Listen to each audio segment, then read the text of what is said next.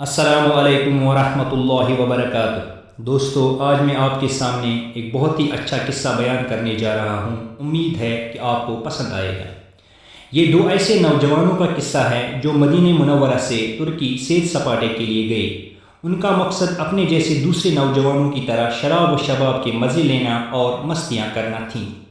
Istanbul پہنچتے ہی ندیدوں کی طرح انہوں نے سب سے پہلے کچھ کھانے پینے کی اشیاء کے علاوہ اپنا مدعے اول شراب کی بوتلیں خریدیں اور ٹیکسی پر بیٹھ کر ہوٹل کی طرف روانہ ہوئے۔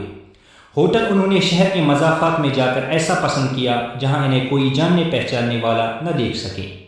کاؤنٹر پر رجسٹریشن کراتے ہوئے کلرک کو جیسے ہی پتہ چلا یہ دونوں مدینہ شریف سے آئے ہیں تو اس نے عام کمرے کی ریٹ میں ان کو ایک سویٹ کھلوا کر دے دیا۔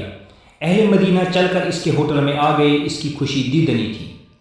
دونوں کمرے میں پہنچے اور بس بوتلیں کھول کر معدے میں انڈیلنے بیٹھ گئے۔ ایک تو کم ظرف نکلا، کچھ ہی دیر میں نشے سے بے سدھ سو گیا، جبکہ دوسرا نیم مدہوش باقی کی بوتلوں کو کل کے لیے چھوڑ کر سو گیا۔ ان کو سوتے کچھ ہی دیر گزری ہوگی کہ کسی نے دروازہ کھٹکھٹایا۔ صبح کے 4:30 بجے تھے۔ ایک نے غنودگی میں اٹھ کر دروازہ کھولا تو سامنے کاؤنٹر کلرک کھڑا تھا۔ کہنے لگا کہ ہمارے امام مسجد نے یہ جان کر کہ ہوٹل میں مدینہ شریف سے 2 آدمی آ کر ٹھہرے ہوئے ہیں اور یہ کہہ کر نماز پڑھانے سے انکار کر دیا ہے کہ وہ ایسی بے ادبی ہرگز نہیں کر سکتا۔ ہم لوگ آپ کا مسجد میں انتظار کر رہے ہیں، آپ جلدی سے تیار ہو کر آ جائیں۔ اس جوان کو یہ بات سن کر حیرت کا شدید جھٹکا لگا۔ اس نے جلدی سے اپنے دوسرے ساتھی کو جگا کر بتایا کہ صورتحال ایسی ہو گئی ہے، کیا تجھے کچھ قرآن شریف یاد ہے؟ دوسرے ساتھی نے کہا، ہاں، گزارے لائق قرآن شریف تو یاد ہے، مگر لوگوں کی امامت کراؤں ایسا نہ سوچا ہے اور نہ ہی کراؤں گا۔ دونوں سر جوڑ کر بیٹھ گئے اور لگے سوچنے کہ اس مسئلے سے کیسے جان چھڑائیں۔ اسی اثنا میں ایک بار پھر دروازہ کھٹکا۔ کاؤنٹر کلرک کہہ رہا تھا، بھائیو جلدی کرو، ہم لوگ مسجد میں آپ کے منتظر ہیں، کہیں نماز میں دیر نہ ہو جائے۔ ایک کے بعد دوسرے نے بھاگ کر غسل کیا، جلدی سے تیار ہو کر نیچے مسجد پہنچے۔ کیا دیکھتے ہیں کہ مسجد نمازیوں سے بھری ہوئی ہے۔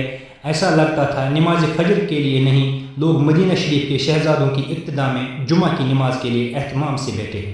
ایک جوان کہتا ہے، میں مصلی پر چڑھا، اللہ اکبر کہہ کر لڑکھڑاتی زبان سے الحمدللہ رب العالمین پڑھا۔